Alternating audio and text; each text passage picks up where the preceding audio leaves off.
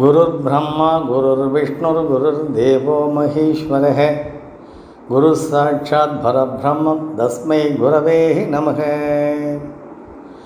रामाय रामभद्राय रामचन्द्राय वेदसे रघुनाथाय नाथाय सीताय पदये नमः। ஓம்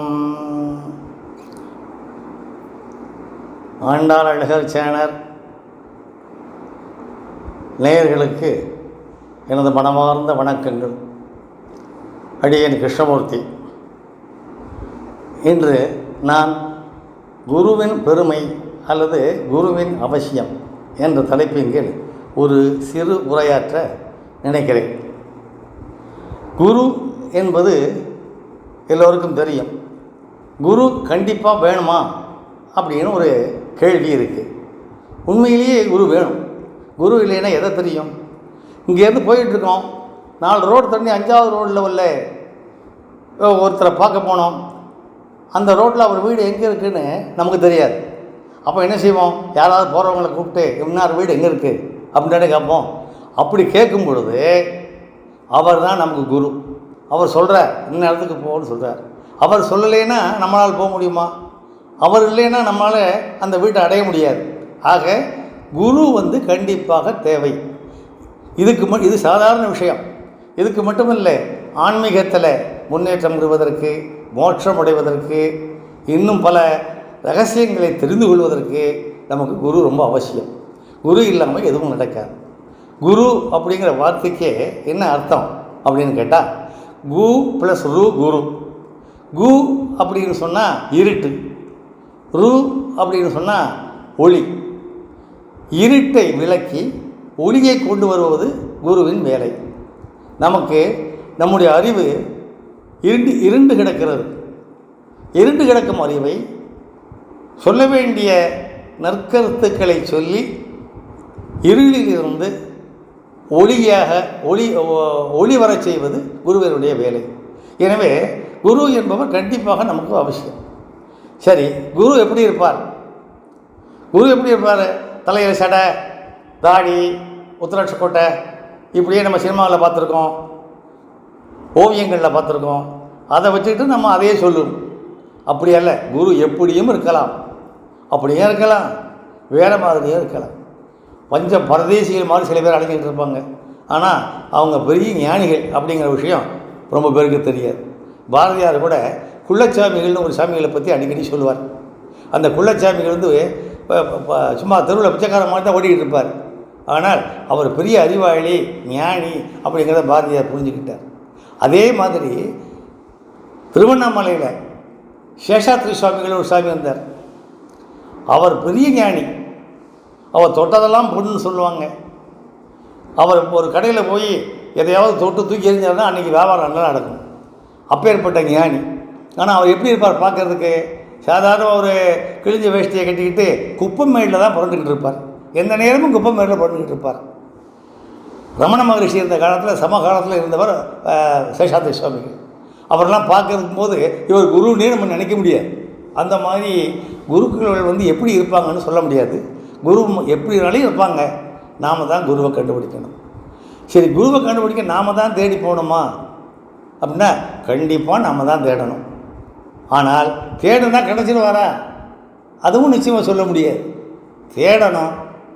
நமக்கு தெய்வத்தினுடைய அனுக்கிரகம் இருக்குமானால், அந்த நமக்கு சேரக்கூடிய குருவினுடைய அனுக்கிரகம் இருக்குமானால் நிச்சயமாக நமக்கு குரு கிடைப்பார். குரு கிடைக்கணும், குரு வேணும் அப்படிங்கிறதுக்காக, அந்த குருவிட்ட உபதேசம் பெறணும் அப்படிங்கிற காரணத்துக்காக எத்தனை பேர் எவ்வளவு அல்லாடிருக்காங்க தெரியுமா? ராமானந்தர்னு ஒரு பெரிய ஞானி இருந்தார். அவர் ராமபக்தர். அவர்கிட்ட போய் உபதேசம் வாங்கணும்ட்டு கபீர்தாசர் அப்படிங்கிற இன்னொரு ஞானிக்கு ஆர்வம். அந்த கபீர்தாசர்கிற பேரை பார்த்தா முஸ்லீம் பேர் மாதிரி இருக்கும். முஸ்லீம் தான் அவர், ஆனால் அப்படியே ராமபக்தர். அவர் என்னதான் நம்ம ராமபக்தராக இருந்தாலும் ராமானந்தருடைய உபதேசம் கிடைச்சா தான் நாம் சிறந்து விளங்க முடியும் அப்படின்னு நினச்சார். ஆனால் அவருக்கு என்ன, அந்த காலத்தில் ஜாதிய வித்தியாசங்கள் இருந்தது. ராமானந்தர் இவருக்கு உபதேசம் பண்ணுவாரா? ஒரு முஸ்லீமுக்கு அந்த குரு உபதேசம் பண்ணுவாரா அப்படின்னு ஒரு சந்தேகம். அப்போது அவர் நம்ம போய் அவர்கிட்ட கேட்டு நான் உனக்கு செய்ய மாட்டேன்னு சொல்லிட்டா என்ன பண்ணுறது அப்படிங்கிற எண்ணம் கபீர்தாசருக்கு இருந்தது. அதுக்காக அவர் ஒரு குறுக்கு வழியை ஒன்று கடைப்பிடிச்சார். தினசரி கங்கை ஆற்றில் ராமானந்தர் குளிச்சுட்டு வருவார்.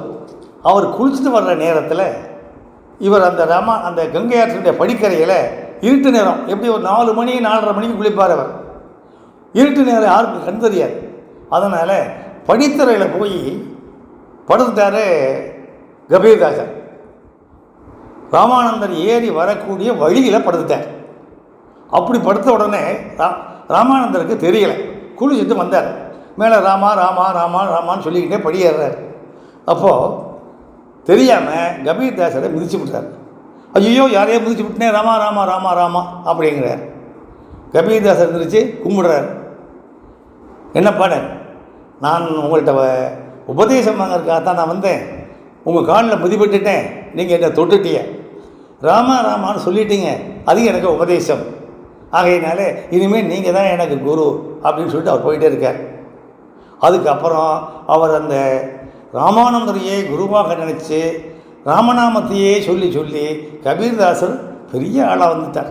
கபீர்தாசர் மட்டுமில்லை, அவருடைய பையன் ஒருத்தர், அவருமே ராமபக்தராக வந்தார். ஆக இந்த குருவை தேடி போகக்கூடிய வழிகளுக்குள்ள இப்படியும் ஒரு வழி இருக்குது. சுவாமி விவேகானந்தர் எப்படி போனார்? தேடி கண்டுபிடிச்சி போனார். ஒரு இடத்துல இல்லை, 2 இடத்துல இல்லை, பல இடங்களில் பல குருக்களை பார்த்தார், பல ஞானிகளை பார்த்தார், எல்லார்ட்டையும் பேசினார், எல்லார்ட்டையும் கேட்டார், சந்தேகங்கள் எல்லாம் கேட்டார். அவங்க பதில் சொன்னாங்க. ஆனால் விவேகானந்தருக்கு யார் சொன்ன பதிலும் சரியாக தெரியவில்லை.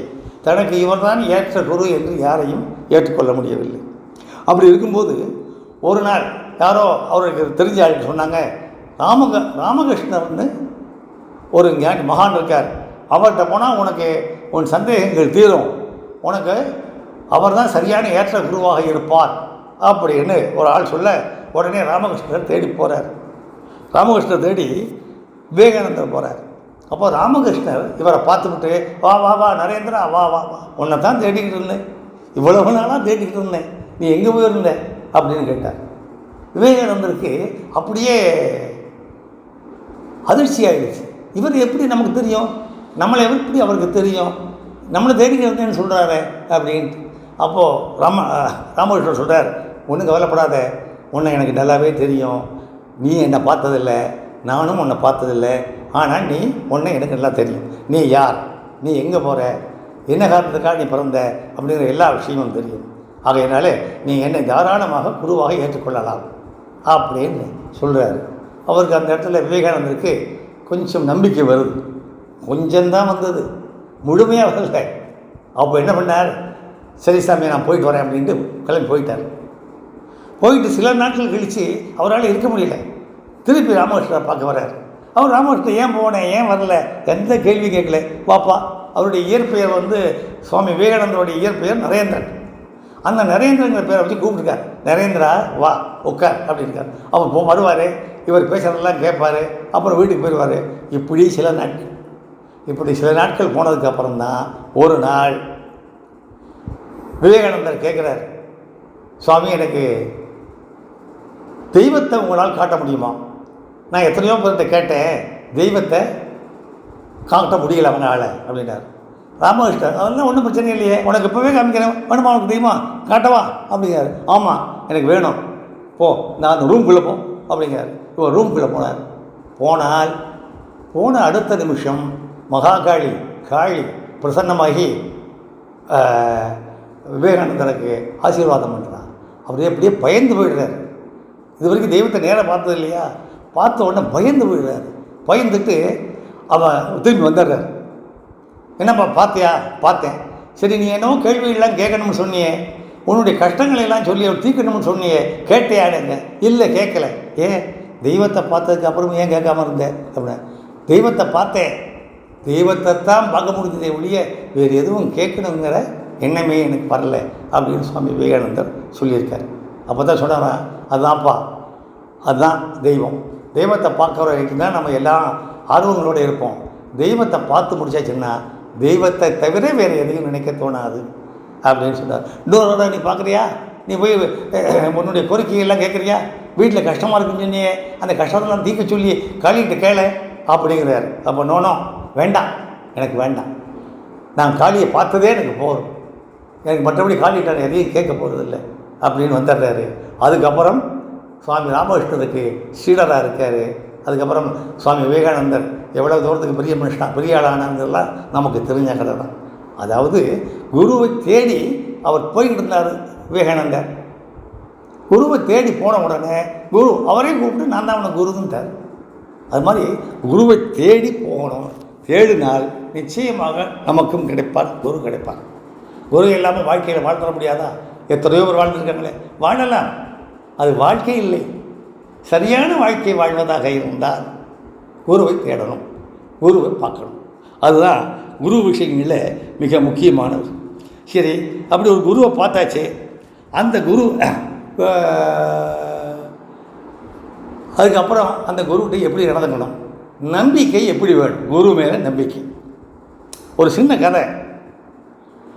ஒரு குரு ஒரு 4-5 பையங்களுக்கு பாடம் சொல்லி கொடுத்துட்டு இருக்கார் ஒரு மரத்தடியில். அந்த இடத்துல ஒரு ஆடு மேய்க்கிற பையன் போகிறான், ஆடை மேய்ச்சிக்கிட்டு போகிறான். அவன் தூரத்தில் நின்று கேட்டுக்கிட்டே இருக்கான் அவர் சொல்கிறதையெல்லாம். இப்படி சில நாள் கேட்டு போயிட்டுருக்கான். ஒரு நாள் சுவாமி எனக்கு 2 மந்திரம் சொல்லி கொடுங்களேன் அப்படின்னு கேட்குறான். அவர் இந்த குரு என்ன சொல்கிறார், ஏண்டா உனக்கு என்னடா சொல்லிக் கொடுக்குறதுக்கு, உனக்கு என்ன தெரியும், நான் சொன்னவனால சொல்ல தெரியுமா, போடா போடா கூஷ்பாண்டம் அப்படின்னு சொல்லி திட்டி அனுப்பிடுறார். கூஷ்பாண்டம்னு சொல்லி திட்டி அனுப்புகிறார். கூஷ்பாண்டம் அப்படின்னா என்னென்னா பூசணிக்காய். அந்த காலத்தில் இப்போ நம்மள சில பேர் வெண்டைக்காய் வெங்காயம் அப்படின்னு திட்டுறாங்க இல்லையா, அதே மாதிரி கூஷ்பாண்டம் சொல்லி திட்டுற பழக்கம் உண்டு. அந்த பழக்கத்தை வச்சு அந்த குரு கூஷ்பாண்டம்னு அவனை திட்டார். அவன் என்ன நினச்சான், நாம் குருவிட்ட மந்திரம் கேட்டோம், உபதேசம் கேட்டோம், அந்த உபதேச மந்திரத்தை தான் நமக்கு இப்படி சொல்லியிருக்காரு போல் இருக்கு, இந்த கூஷ்பாண்டம்ங்கிறது தான் உபதேச மந்திரம் போல் இருக்கு அப்படின்னு நினச்சிக்கிட்டு அன்னைக்கிலேருந்து அவன் ஆடு மேய்க்கிற காலத்துல எல்லாம் எப்போ பார்த்தாலும் கூஷ்பாண்டம் கூஷ்பாண்டம் கூஷ்பாண்டம் கூஷ்பாண்டம் இப்படியே சொல்லிக்கிட்டு இருக்கான். அந்த குருவை மனசில் வச்சுக்கிட்டு இந்த கூஷ்பாண்டங்கிற வார்த்தையை திருப்பி திருப்பி சொல்லிவிட்டு இருக்கான். சில நாள் ஆடு மேய்ச்சதுக்கு அப்புறம் அவனுக்கு ஆடு மேய்க்கிறதுக்கு பிடிக்கல. ஆடு மேய்க்கிற கம்பை தூரம் எரிஞ்சு விட்டு ஆட்டையும் விரட்டி விட்டு அவன் பாட்டுக்கு காட்டில் போக ஆரம்பிச்சிட்டான். எங்கேயோ உட்காந்து தவம் பண்ணுறது, கூஷ்பாண்டங்கிற மந்திரத்தை சொல்லிக்கிட்டே இருக்கிறது, இப்படியே இருந்தான். இப்படியே இருக்கும்போது நாளடைவில் அவனுக்கு ஞானம், அதாவது ஆன்மீக ஞானம் முழுமையாக வந்தது. அந்த ஆன்மீக ஞானம் வந்த பிறகு அவன் பலருக்கு அவன் உபதேசம் செய்தார், பலருக்கு சில சிரமங்களை தீர்த்து வைத்தார்.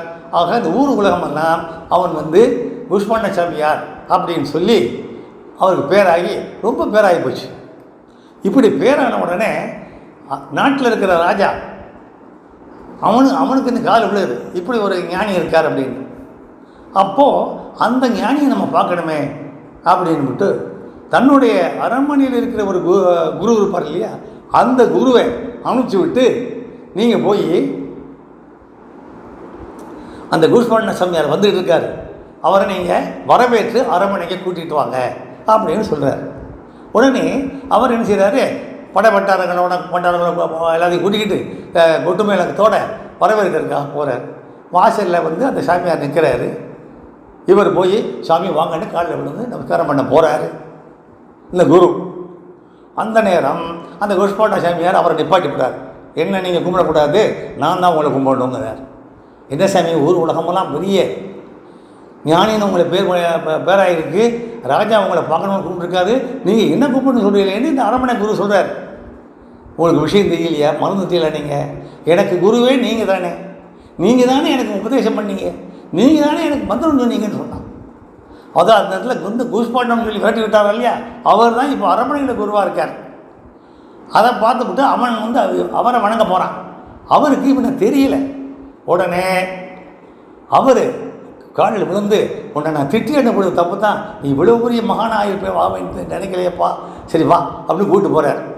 ஆக ஒருத்தருடைய உபதேசம் வாங்காட்டாலும் அவர் சொன்ன ஒரு வசவு வார்த்தையை, திட்டுமொழியை, அதையே உபதேச மந்திரமாக கொண்டு அவர் ஜபித்து அந்த குருவையே நினைத்து அவருடைய நினைப்பிலேயே எப்பொழுதும் இருந்த காரணத்தினால் அவர் பெரும் மகானாகிவிட்டார். ஆக குருவின் மீதும் குருவின் மந்திர சொல்லின் மீதும் நம்பிக்கை வேண்டும். அப்படி நம்பிக்கை இருந்தால் யாருக்கும் எதுவும் நடக்கும். இதுதான் குருவுடைய மகிமை. அதே போல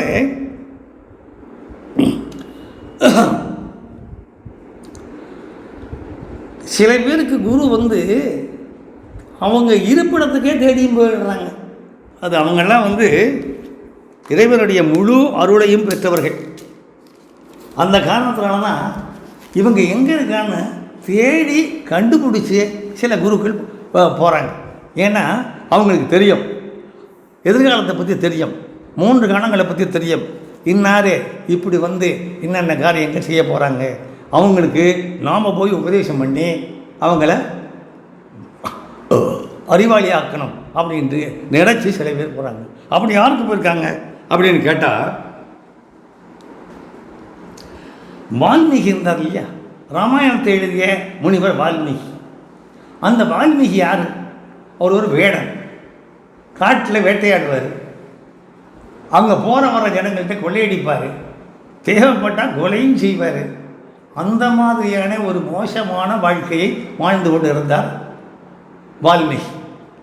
அவருக்கு ஆரம்ப காலத்து பேர் ரத்னாகரன் அப்படின்னு பேர். அவர் ரத்னாகரன் இருக்கிற காலத்தில் இப்படி பண்ணிட்டு இருந்தார். ஒரு நாள்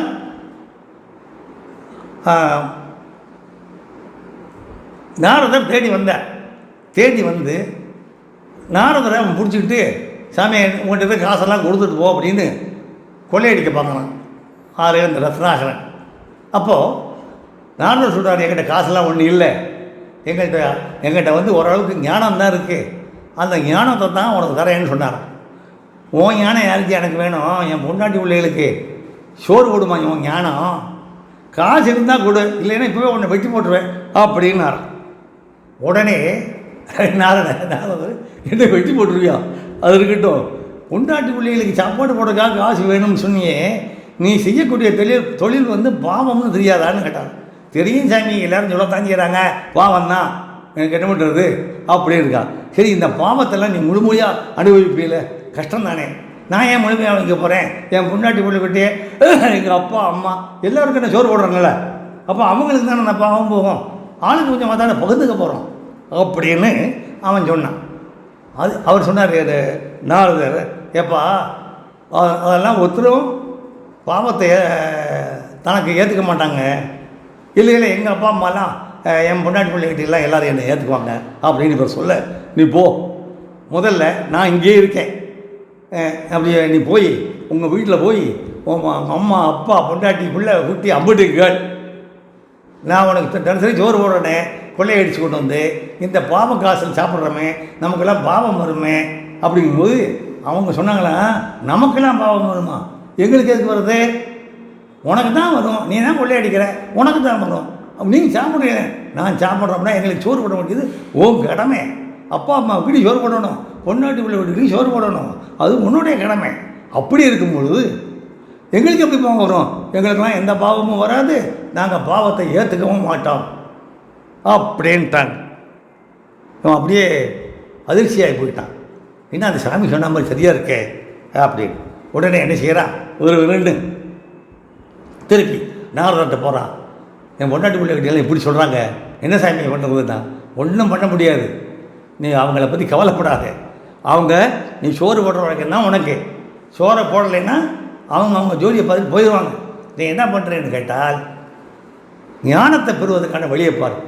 எப்படி சாமி ஞானத்தை பெறுறது அப்படின்னா, இங்கே உட்கார், நான் சொல்கிற மந்திரத்தை நீ சொல்லு, அதை சொல்லிக்கிட்டு இருந்தால் உனக்கு ஞானம் உண்டாகும் அப்படின்னார்.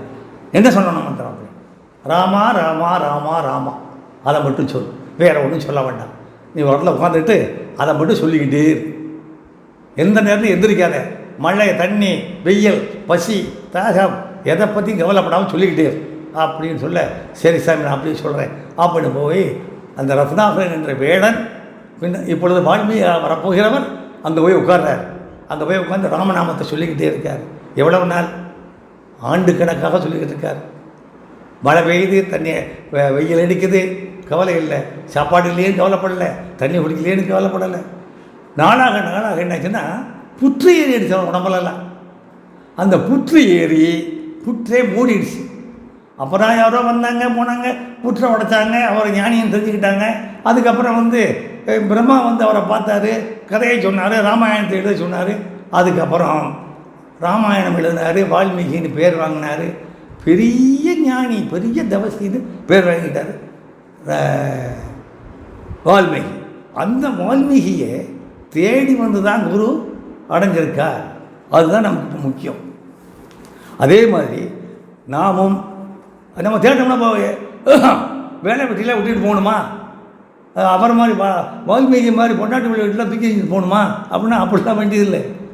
அந்த பயம் யாருக்கும் வேண்டாம், அப்படிலாம் வேண்டியதில்லை.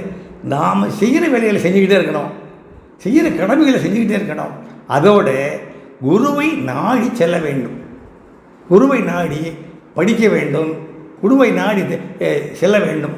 அதையும் ஒரு கடமையாக வைத்துக்கொள்ள வேண்டும். அவ்வளவுதான். அது மாதிரி தான் குருவை தேடி போகிறதுங்கிறது.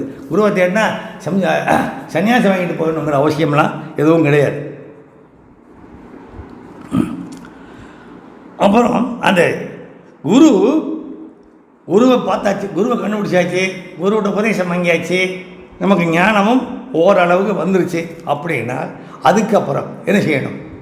குருவின் மீது உள்ள நம்பிக்கையை எந்த காலத்திலும் விட்டுவிடக்கூடாது. குருவுக்கு பணிவிடை செய்வதில் விட்டு விலகவே கூடாது. அந்த மாதிரி இருந்தால் நாளாக நாளாக அவர் தெய்வத்துக்கு சமமான ஒரு ஞானியாக மாறுவார். அப்படி யாரெல்லாம் பண்ணுறாங்க. சரி, குரு இல்லாமலே வாழ்ந்துட முடியாதா அப்படின்னு சொன்னால் ஒருத்தர் அதுக்கும் முயற்சி பண்ணார், முடியலை. வைஷ்ணவ குரு பரம்பரை கதையில் திருக்கட்சி நம்பிகள்னு ஒரு நம்பிகள் வருவார். அவர் பெரிய மகான், நிறைய விஷயங்கள் தெரிஞ்சவர். காஞ்சிபுரம் வரதராஜர் கோவிலில் அவருக்கு பணிவிடை, அவருக்கு வேலை. அவருக்கு என்ன வேலை தெரியுமா? கர்ப்பகிரகத்துக்கு உள்ளே சுவாமி இருக்கார்ல, அதாவது எந்த கர்ப்பகிரகத்துக்குள்ளே பட்டாச்சாரியார்கள் மட்டுமே நுழைய முடியுமோ, மற்றவங்கெல்லாம் வெளியே தான் பார்க்கணும். அந்த கர்ப்பகிரகத்துக்கு உள்ள விசிறியை வச்சுக்கிட்டு பெருமாளுக்கு வீசுறது இவருக்கு வேலை, திருக்கட்சி நம்பிகளுக்கு வேலை. ராத்திரி புறா வீசிக்கிட்டே இருப்பார். தூக்கம்லாம் கிடையாது, அதெல்லாம் அப்புறம்தான். கதவை சாத்திட்டு போனதுக்கு அப்புறமா அவர் கர்ப்பகிரகத்தில் பெருமாளுக்கு முன்னாடி வீசிகிட்டு இருப்பார். அப்போது பெருமாள் பேசுவார். யாரோட? திருக்கட்சி நம்பிகளோட. திருக்கட்சி நம்பிகளோட பெருமாள் பேசுவார், நேரடியாகவே பேசுவார். அப்பேற்பட்ட மகான். அவர் காலையில் அவரை பார்ப்பாங்க, பகலில் இங்கே இருப்பார், ராத்திரியில் அவர் இந்த வேலையில் பார்ப்பார். ஒரு நாள் மற்ற நாட்கள்லாம் என்ன செய்வான், என்ன அவர்கிட்ட எனக்கு இந்த மாதிரி கஷ்டம் இருக்குது, எப்போ தீரும்னு பெருமாள்கிட்ட கேட்டுவா, எனக்கு அது கிடைக்குமா அப்படின்னு பெருமாள்கிட்ட கேட்டுவா அப்படின்னு இவர்கிட்ட சொல்லுவாங்க. அவரும் நல்ல மனுஷங்களாக இருந்தாங்கன்னா பெருமாள்கிட்ட போய் கேட்பார். பெருமாளும் பதில் சொல்லுவார். இவனுக்கு இது இப்போ கிடைக்கும், அவனுக்கு அது அப்போ கிடைக்கும் அப்படின்லாம் சொல்லுவார். யார்கிட்ட? திருக்கட்சி நம்பிகள்கிட்ட. திருக்கட்சி நம்பிகள் போய் அவங்கள்ட்ட சொல்லுவார். இப்படி நடந்துகிட்டு இருக்கு. இப்போது எவ்வளோ பெரிய மனுஷன்னு பார்த்துங்க.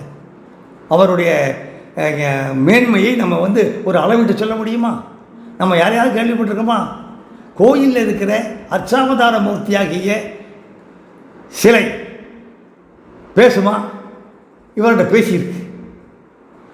இந்த அதிசயம் எங்கேயுமே இருக்காது. அப்பேற்பட்ட திருக்கட்சி நம்பிகளுக்கு திருக்கட்சி நம்பிகள் பெருமாள்கிட்ட ஒரு நாள் கேட்டாராம், சுவாமி எல்லார்கிட்டையும் நான் கேட்குறேன், எல்லாருக்கும் கேட்டு பதில் சொல்கிறேன், எனக்கும் இன்னும் சொல்ல முக்கிய மாட்டேன். ராமானுஜருக்கே ஒரு சில விஷயங்களை கேட்டு சொன்னவர், பெருமாள்கிட்ட கேட்டு சொன்னவர் திருக்கட்சி நம்பிகள் தான். இவர் இப்போ கேட்குறாரு, எனக்கு ஒரு விஷயம் சொல்லணுமேனு, எனக்கு என்ன வேணும்னு கேட்குறாரு. எனக்கு மோட்சம் கிடைக்குமா? இதுக்கு முதல் நாள் ஒருத்தர் மோட்சம் கிடைக்குமா எனக்குன்னு பெருமாள்கிட்ட கேட்டு வர சொல்லியிருக்காரு. இவர் போய் அவருக்கு பெருமாள் போய் சொல்லியிருக்காரு, அவனுக்கு மோட்சம் கிடைக்கும்னு சொல்லிட்டாரு. இவரும் போய் சொல்லிட்டார். மறுநாள் வந்து திருக்கச்சி நம்பிகள் கேட்குறார், சுவாமி எனக்கு மோட்சம் கிடைக்குமா? அவர் உடனே பெருமாள் சொல்கிறார், பட்டுன்னு உனக்கு எப்படி மோட்சம் கிடைக்காதுன்ட்டார். உனக்கு மோட்சம் கிடைக்காதுன்ட்டாரான். இவர் அப்படியே அதிர்ந்து போனாரா, என்ன சாமி நீங்கள், நான் ராத்திரி பகலாக உட்காந்து உங்களுக்கு விசிறி பேசிக்கிட்டு இருக்கேன், என் கூட பேசலான்னு ஈகிறீங்க, இப்படி இருந்து எனக்கு மோட்சம் கொடுக்க மாட்டீங்களா அப்படின்னாங்க. இங்கே பார், நீ எனக்கு விசிறி பேசுகிற, அதுக்கு பதிலாக நான் உன்கிட்ட பேசுகிறேன், முடிஞ்சு வச்சு, அதோட நீ செஞ்ச வேலைக்கு கூலி முடிஞ்சு வச்சு, அதுக்கு மேலே என்ன கிடக்கு அப்படின்னா. இல்லை மோட்சம் வேணுமே, மோட்சம் வேணும்னு என்கிட்ட கேட்காத, மோட்சம் வேணும்னா குருகிட்ட போய் கே. ஒரு குருவை அண்டினால்தான், அவரிடமிருந்து உபதேசம் பெற்றால்தான் உனக்கு மோட்சம் கிடைக்கும். உன் குருவனுடைய சிபாரிசு இல்லாமல் நான் உனக்கு மோட்சம் கொடுக்க முடியாது. மோட்சம் கொடுக்கறது தான், மோட்சம் கிடைக்கிறது என் அதிகாரத்துக்கு உட்பட்டது தான். ஆனால் அதுக்கு குருவினுடைய சிபாரிசு வேணும். ஆகையால் நீ ஒரு குருவை பார்த்தா தான் உனக்கு மோட்சம் கிடைக்கும். நீ எத்தனை வருஷம் எனக்கு சாமான் வீசினாலும் சரி, மோட்சம் கிடைக்கிறதா குருவை பார்க்கணுன்றார். அப்படியா சாமி, அப்போ நான் நாளைக்கு இன்னும் ஒரு குருவை பார்க்குறேன் அப்படின்னு போய் அவர் போய் ஸ்ரீரங்கத்துக்கு போய் பெரிய திருநம்பைகளை பார்த்து அவரோட சிஷ்யனாக இருந்து அப்புறம் மறுபடியும் பெருமாள்கிட்ட வர்றார். ஆக இவ்வளவு பெரிய மகானுக்கும் கூட குரு இல்லாமல் ஒன்றும் நடக்கலை. குரு இருந்தால் தான் முடியும் அப்படிங்கிற சூழ்நிலையில் ஆகிப்போச்சு. அந்த குரு மேலே நம்ம நம்பிக்கை வைக்கணும். வடுகணம் வினோத்தர் ராமானுஜருக்கு சிஷ்யன். அவர் ராமானுஜருக்கு காலையில் எழுந்திரிச்சு குளிக்கிறதுக்கு வெந்நீர் போட்டு கொடுப்பாரு, கால் கை பிடிச்சி விடுவார், பால் காய்ச்சி கொடுப்பார், அமுதம் செஞ்சு கொடுப்பார், சாப்பாடுக்கு என்ன செய்யணுமோ அதை செஞ்சு கொடுப்பார். காலையில் விடிஞ்சதுலேருந்து ராத்திரி தூங்க போகிற வரைக்கும் அவருக்கு வேலை இதுதான். அவருக்கு வேறு எதுவும் கிடையாது, குடும்பமாக குட்டியாக ஒன்றும் கிடையாது. அவர் ராமானுஜருக்கே படியாக இருப்பார். ராமானுஜர் எங்கே போனாலும் அங்கே கூடவே போவார். அவ்வளவு பக்தி உடைய மனுஷன். இவ்வளவு பக்தி இருக்கிறது ஒன்றும் பெருசு இல்லை. இதே மாதிரி எத்தனையோ பேர் இருக்காங்க, சொல்லலாம் அவர் இருக்கார் இவர் இருக்காருன்ட்டு. ஆனால் இவரை பற்றி எப்படின்னா கடவுளையும் கண்டுக்கிறது இல்லை, கோயிலுக்கே போகிறதில்ல, அநேகமாக கோயிலுக்கு போகிறதில்ல. என்றைக்கோ ஒரு நாள் போனால் உண்டோ போகலே தெரியல. அப்பேற்பட்டார். இவர் என்ன பண்ணாரா, ஒரு நாள் ராமானுஜருடைய ஆசிரமத்தில் உட்காந்து ராமானுஜருக்காக பால் காய்ச்சிக்கிட்டு இருந்துக்கார். அந்த நேரம் பார்த்து வெளியில் தெருவில் சுவாமி புறப்பட்டு வர்றார், பெருமாள் புறப்பட்டு வர்றார். எல்லாரும் வீடுக்குள்ளே போகலாம், வெளியில் போய் சாமியை பார்க்க போகிறாங்க. இவர் மட்டும் போகலை. ராமானுஜரும் எந்திருந்து சாமியை பார்க்கறதுக்காக போகிறார். அப்போது வடுக நம்பியை கூப்பிடுறார், நம்பி இங்கே வா, பெருமாள் வரானா. பெருமாளை பார்த்துட்டு அதுக்கப்புறமா வந்து பல காய்ச்சலானார். பெருமாள் வந்தால் நீங்கள் போங்க, எனக்கு போகணுங்கிற அவசியம் இல்லை, எனக்கு ஏன் பெருமாளுக்காக நான் பால் காய்ச்சிக்கிட்டு இருக்கேன், அந்த வேலையை விட்டுட்டு நான் வர முடியாது. என்ன சொல்கிறேன் கேட்டார். ஆமாம், அவர் உங்களுக்கு பெருமாளாக இருக்கலாம், எனக்கு நீங்கள் தான் பெருமாள், நான் உங்கள் வேலையை விட்டுட்டு போக முடியாது, நீங்கள் போங்க வேணும்னா, நான் பாலை காய்ச்சி தான் வருவேன், போகவே மாட்டேன்ட்டார். அப்பேற்பட்ட பக்தி குரு மேலே வச்சுருந்துருக்காங்க சில பேர், அப்படியும் இருந்திருக்காங்க. இதையெல்லாம் பார்க்கும்போது சில பேர் குருவனுடைய உபதேசங்களை, குருவனுடைய கருத்துக்களை தவறாக புரிஞ்சுக்கிறாங்க. அப்படி புரிஞ்சவங்களுக்கு ரொம்ப சிரமம் உண்டாகி போகும். ராமகிருஷ்ண பரமஹம்சர் ஒரு கதை சொன்னார். அந்த காலத்தில்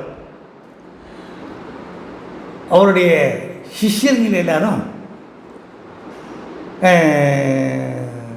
எல்லாருக்கும் சொல்லும்போது,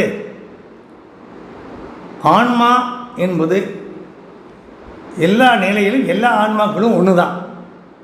மனுஷனுக்குள்ளே இருக்கிற ஆன்மாவும் ஒன்று தான், யானைக்குள்ளே இருக்கிற ஆன்மாவும் ஒன்று தான், ஈ எறும்புக்குள்ளே இருக்கிற ஆன்மாவும் ஒன்று தான். அந்த ஆன்மா தான் நாராயணன். நம்ம உடம்புக்குள்ளே இருக்கிறவன் நாராயணன் தான், யானை உடம்புக்குள்ளேயும் நாராயணன் தான் இருக்கான். அப்படின்னு சொல்லி கொடுத்துருக்காரு.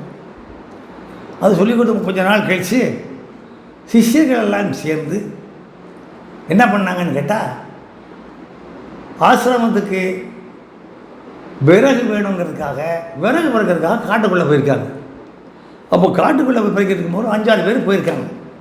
காட்டுக்குள்ளே பறக்க எடுக்கும்போது திடீர்னு யானை வந்துடுது. யானை வந்த உடனே எல்லோரும் அடித்து போட்டு ஓடி போயிடுறாங்க.